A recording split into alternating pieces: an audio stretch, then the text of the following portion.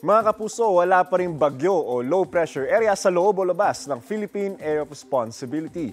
Pero pinaghahanda pa rin ang mga taga Mindanao sa pag-uulan ngayong araw. Ngayong umaga pa lang kasi uulunin na ilang bahagi ng Caraga Region, kasama po dyan ang Davao, ang Northern Mindanao at ang Soc-Sargen. Base po yan sa rainfall forecast ng Metro Weather. Magpapatuloy yan hanggang mamayang hapon at gabi. Maging sa ilang pampanig ng Mindanao, posible rin po ang ulan sa ilang bahagi ng Northern Luzon, kasama po dyan ang Mimaropa Region, ang Bicol at ang Visayas. Mababa naman po ang tsansa ng ulan ngayong araw dito sa Metro Manila.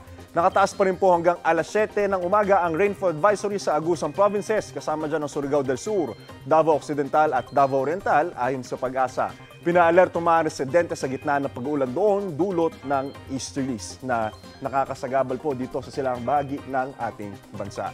Ako po si Anjo Pertiera. Know the weather before you go.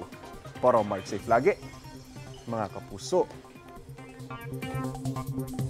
Kapuso, para laging una ka sa mga balita, bisitahin at mag-subscribe sa GMA Integrated News sa YouTube. Sa mga kapuso abroad, samahan nyo kami sa GMA Pinoy TV at sa www.gmanews.tv.